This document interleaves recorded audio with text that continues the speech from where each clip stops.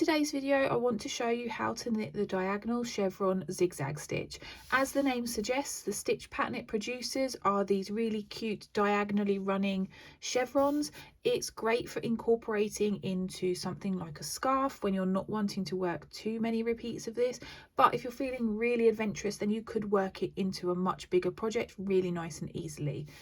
It's a 16 row repeat, and it is not the simplest of repeats, so if you are a beginner, then I'd perhaps suggest that you tackle something like diagonal rib stitch, just to get yourself into the swing of working the stitches that shift across your work as you knit them before you come and tackle something like this stitch here. It does consist of just knit and purl stitches, so as stitches go, it's not too complex, but it's just the fact that it is a longer repeat and it is not as rhythmic as some of the shorter repeats that don't work diagonally. So without further ado, grab some needles, grab some yarn, and let's get knitting. The pattern multiple for this stitch is 8, so as long as you cast on a multiple of 8, this stitch pattern will work. I'm just going to knit a really small sample today, so I'm just going to cast on 24 stitches. I like to use the long tail cast on method, but you can use whichever cast on method you feel most comfortable with. Row 1, you want to work knit 1, purl 1, knit 1, and then purl 5.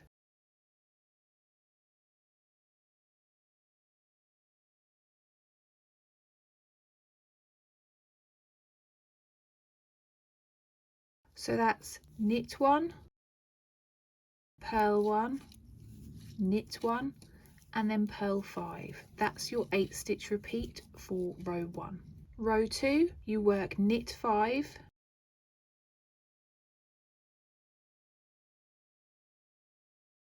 purl 1, knit 1, and purl 1.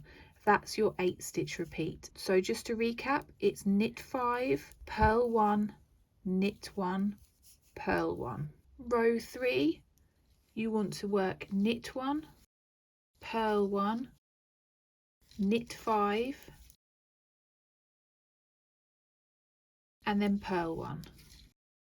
So that's knit 1, purl 1, knit 5, and purl 1, and repeat those 8 stitches till the end of your row. Row 4 is knit 1, purl 5,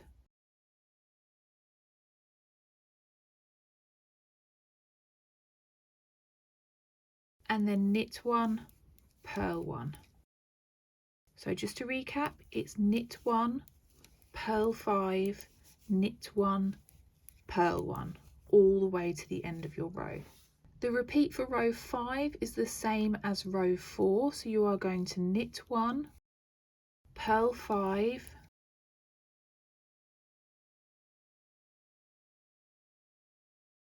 and then knit 1, purl 1. Just to recap, that's knit 1, purl 5,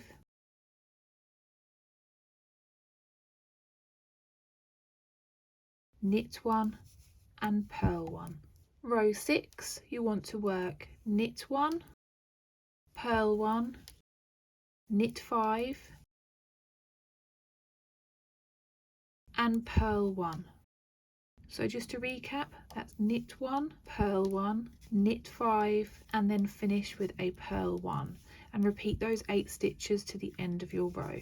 Row 7, you work knit 5,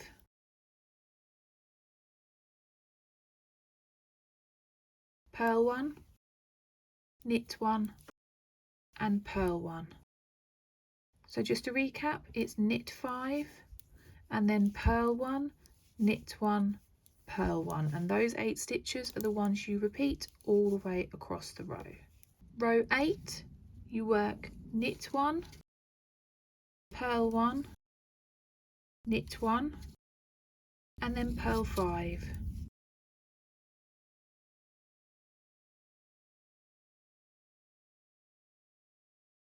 So just to recap, knit 1, purl 1, knit 1, and then purl 5. Row 9, you want to purl the first 4 stitches,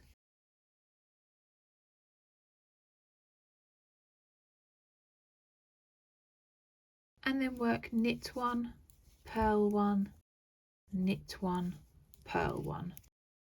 So just to recap those 8 stitches again, it's purl 4 and then knit 1, purl 1, knit 1, purl 1. Row 10, you start by working knit 1, purl 1 twice. So the first 4 stitches are knit 1, purl 1, knit 1, purl 1, and then you knit 4. So just as a recap, that's knit 1, purl 1, knit 1, purl 1, and then knit 4. And that's your 8 stitch repeats that you work along the row. Row 11 is knit 3,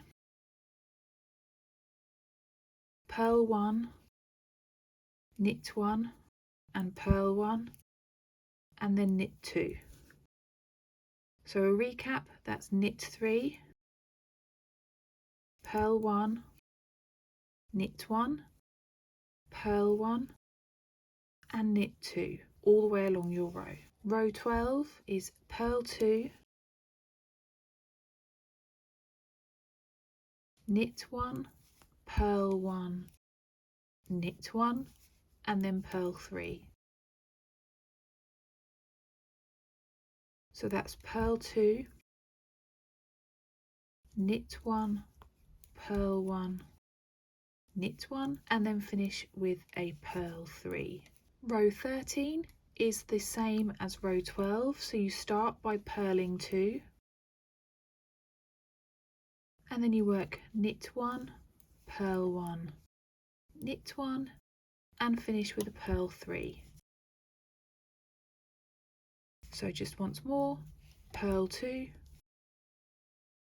knit 1, purl 1, knit 1, and finish with a purl 3.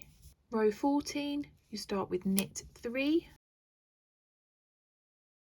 then you work purl 1, knit 1, purl 1, and finish with knit 2.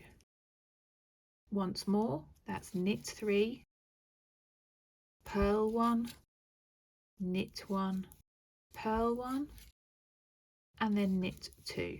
Row 15, you work knit 1, purl 1, knit 1, and purl 1 again, and then knit 4.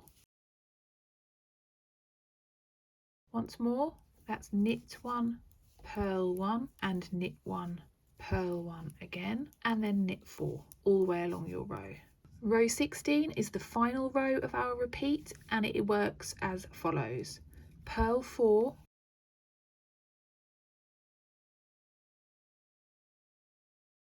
knit 1 and purl 1, and then knit 1 and purl 1 once more.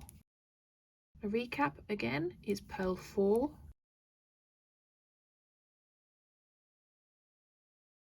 and then knit 1, purl 1, and then knit 1, purl 1. And those 8 stitches you repeat until the end of your row. After one set of 16 rows, your work will look a little bit like this, and you would now go back to row 1 and start the process again and repeat those sets of 16 rows until you have worked as many rows as you want to.